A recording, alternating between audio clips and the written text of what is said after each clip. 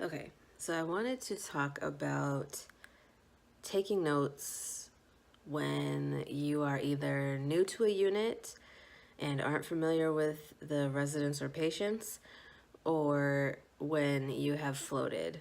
So you're either new or you're floated. Either way, you're not really familiar with the residents that you have been assigned for your shift. So what I do is I have whoever I'm relieving do a walkthrough with me, and then I'll ask them, what type of assistance do they need? For example, are they a one assist? Are they independent? Are they a two assist? Are they totally dependent? Those are things that you need to know just to make your shift go smoother. I also ask if they're continent or incontinent, if they have a Foley, if they have a colostomy. I ask if they have G tubes just because even though as a CNA you don't work with the G tubes in the state of Indiana, I don't know if it's different in other states because I know in other states people have different responsibilities when you're a CNA. But in the state of Indiana, you don't work with the G tubes. But you do need to know that in case somehow it comes undone and you're gonna have like a whole big mess on your hands. So you need to know if they have a G tube. Like I said, Foley's and colostomies, those are also important to know because most places that you work, you will probably be responsible for emptying the Foley's and the ostomies, or at least one of the two.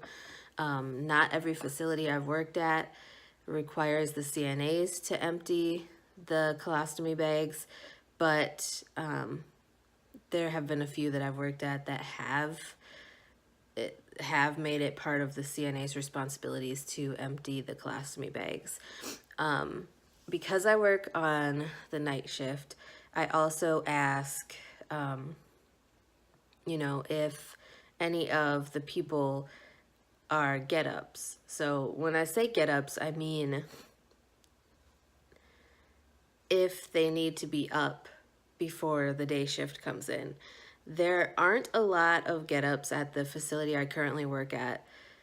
And depending on the unit, some units have nobody to get up. Like we have a rehab unit, which is like short-term, and none of those people get up in the morning. We also have a trach and vent unit, which none of those people get up in the morning.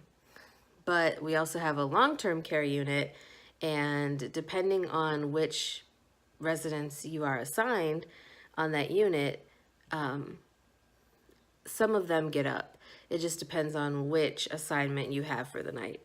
So I like to write that down, and then I also tend to take like a scratch paper or something, and I will write down each room number that I'm assigned. So then when it comes time to do rounds, I can just check off by the number whether or not, I've checked them. So then I know that I'm not missing anyone. And it also helps for final rounds because then I'll just put like a line through their room number. So then I know that everything is good in that room. So then I'm not trying to figure out which rooms I've been to and which rooms I haven't been to. It just makes things easier for yourself when you take good notes and you write down, what you need to know. And also, I feel like when you write down these type of notes about your patients or your residents, it makes charting easier because if you're not familiar with these people, it can be difficult sometimes. Like on midnights, there's a lot of things that we don't do. So like transferring and things like that, unless you're getting somebody up, there's no need for you to transfer somebody really. Because most people, unless they're independent, don't get up at night.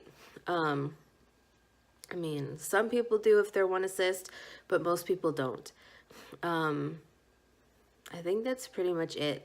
I just like to take thorough notes and kind of set myself up to have a good shift because I don't want to be running around like a chicken with my head cut off, just because, I want my shift to go smoothly as possible. So that's what I do. At the facility that I work at, we don't necessarily have assigned units. So we float all over the building. So, there's always new people on the rehab side of things because those people tend to be there for a shorter stay. And if they, after they're done on the rehab side, they can transfer to the long-term care unit or the trach unit really, but most of the people on the trach unit are trach and or vent when we get the ventilator unit finished. But yeah, that's a whole different story. But if you have any other topics you'd like me to talk about regarding nursing related things or CNA related things or just life in general, let me know.